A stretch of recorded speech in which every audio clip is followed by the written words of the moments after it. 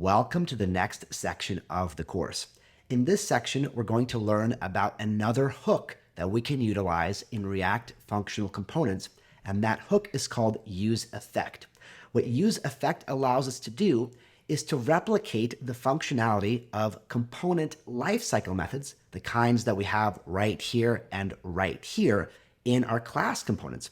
The useEffect hook allows us to replicate this exact kind of functionality in a React functional component.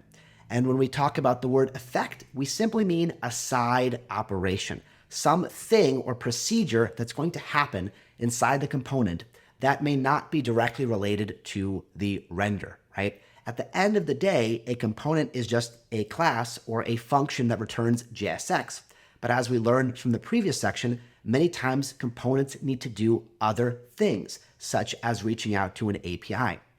And that is called a side effect because it is kind of a separate path from the primary render. The render is just a whole bunch of JSX. A side effect is an additional operation that needs to take place on the side, sort of tangentially to the render.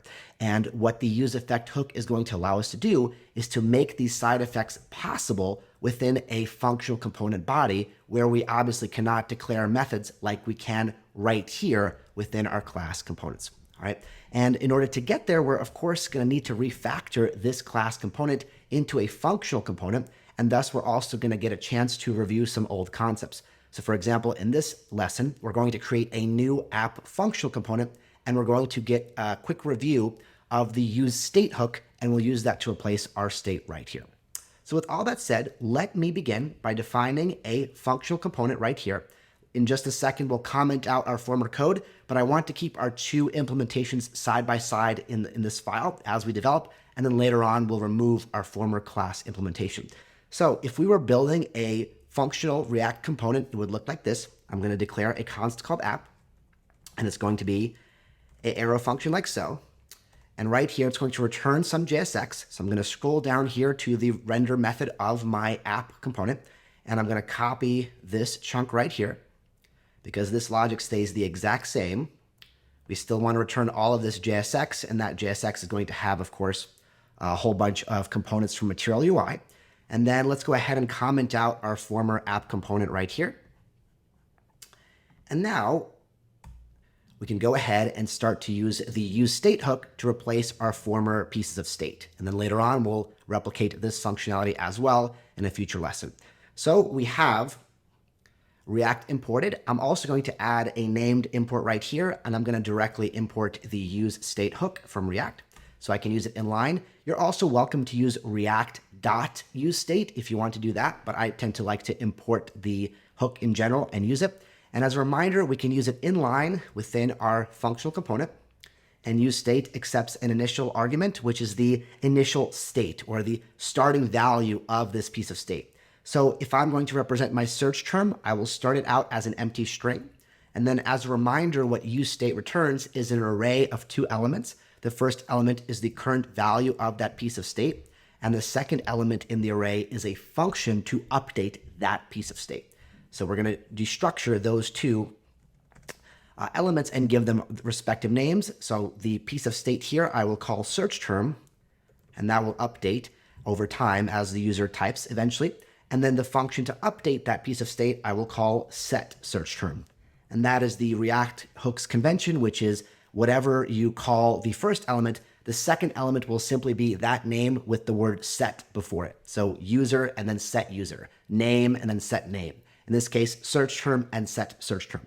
So that is one piece of state. And then another piece of state in our class component was our employees array. So right here, I'm going to once again use useState.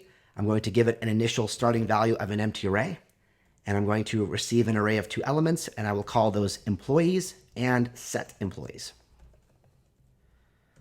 Okay, now before we proceed, there's a couple things we need to update. Right here, as a reminder, we have the value attribute or a prop that we are passing into text field. This search term is totally valid because it's still the same piece of state. We're just getting it from here. But this is now a reference to an instance method that no longer exists. That's not a problem. We can simply write this corresponding functionality in line. So I'm just going to define an arrow function right here. As a reminder, React will give us an automatic event object. And then what I can do is call the setSearchTerm function that I have from above and update it with event.target.value. So whenever the user types a character into the text field, it will trigger this onChange event, which in turn will get React to run this function. The event object and target.value will give me the user's current entry, and then I will update setSearchTerm. I will invoke that function to update the current value of the search term piece of state. That will force the component to re-render, which will provide the new value of search term to the value prop right here and update the actual input to display the user's entered character. And more importantly than that, we are now keeping the user's search term in state, which of course allows us to utilize it when we're making the API request. All right, so this is a good place to start. We now have copied over this functionality from the app component. Of course, what's left to do is all this logic right here in our lifecycle methods. And we're going to learn how to replicate that using the useEffect hook. We'll learn more about that hook in the very next lesson. I'll see you there.